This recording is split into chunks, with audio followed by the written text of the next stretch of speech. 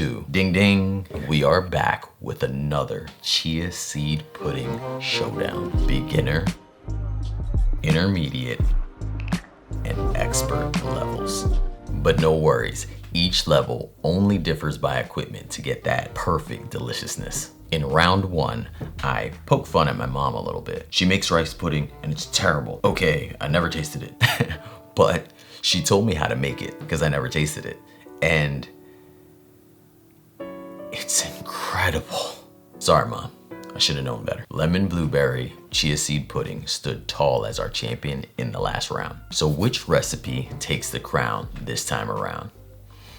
Let's find out. So we're starting off easy with a coconut raspberry chia seed pudding. It's beginner level, but don't let that fool you. It still packs a flavorful, that was punch, flavorful punch. So here's what you're gonna need. A ½ cup fresh raspberries, mashed and more for topping. 1 1/4 cup coconut milk from the carton. 4 tablespoons chia seeds. 2 teaspoons maple syrup. A ½ teaspoon vanilla extract. 2 teaspoons lemon juice. Always a pinch of salt. And of course, toppings of your choice. So first, we're gonna mash just about a ½ cup of fresh raspberries. As I mentioned, I like to keep some extra off to the side to flex on top later, along with some other goodies. Next comes the lemon juice. So the lemon juice plays a dual role here. It gives a tangy twist that balances that sweetness and tart of the raspberries, but it also helps hold their very bright color in the pudding. This way at the end, it still looks vibrant. Add in your chia seeds, salt, vanilla extract, maple syrup, and finish it off with your coconut milk.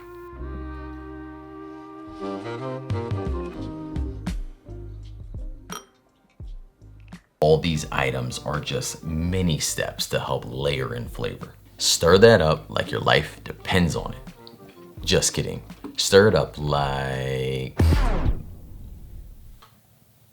I got nothing, you know? I just stir it, whatever pace you like. After stirring, let it sit for about 5 to 10 minutes and then stir again. The additional stirring helps prevent the seeds from clumping up on you. Go ahead and pop that in the fridge for about 30 minutes or up to 12 hours if you're planning ahead. The reason that this is considered beginner level chia pudding is because it requires no special techniques and really no equipment. All you're really doing is adding crushed fresh raspberries to the base chia seed pudding. Once it's set, grab your jar or cup and start styling. I like to layer it with some extra raspberries, maybe some coconut shreds or granola. Of course, this is totally up to you. This is absolutely the fun part. For the next one, we're stepping it up. And all you need to get it done is a blender. Mango chia pudding. Let's talk about what you're gonna need. 2 fresh mangoes, a ½ cup chia seeds, 2 cups coconut milk, again from the carton, not the can, 2 tablespoons maple syrup, and just a little bit of salt. Grab one of your mangoes and cut it into cubes, or really any shape. It's all going into the blender anyway. I'm using a small blender with a splash of coconut milk, just enough to break it down to a smoothie-like puree. And yes, frozen mango works too. Simply let it thaw and boom, proceed to the highlighted root. You get it? Root, kind of like, you know, root as in you travel on, and then like root as in like plants come from the ground and they have like the little dangly bits. I'm gonna stop that. Now, into a bowl, add in that mango puree, chia seeds, salt, syrup, and coconut milk.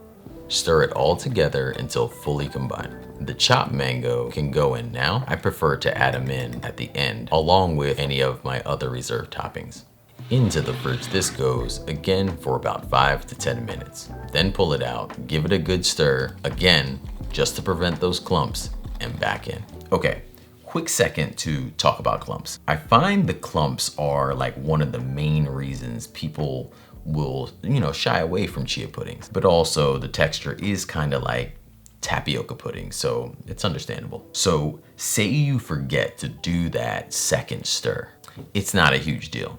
Yes, the mixture will have some clumping, but what I like to do is use a whisk in order to break all that up again and return it to its original texture. This mango delight is considered intermediate for two main reasons. First, you're gonna need a blender to really get that mango pureed. Can't really do it with a fork.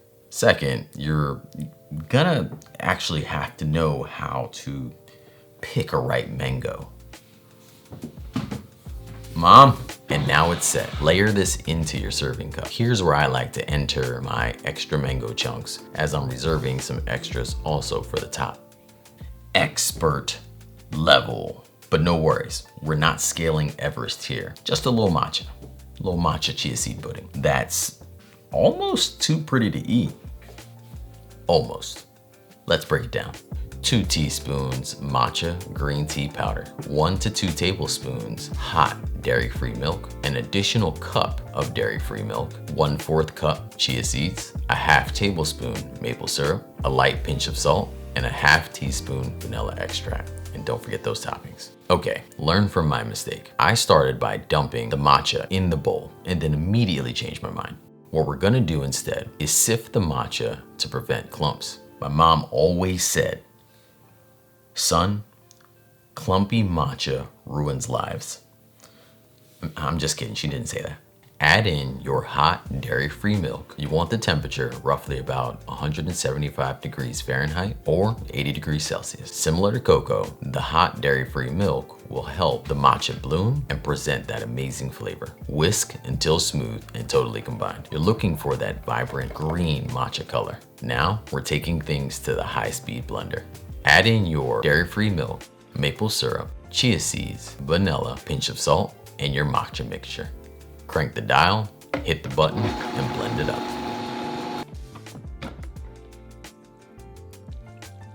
If you do not have a high-speed blender, no worries. You can still combine all the ingredients and simply whisk away. You'll have a classic chia seed pudding texture instead of the silky, smooth texture like we saw with the previous version.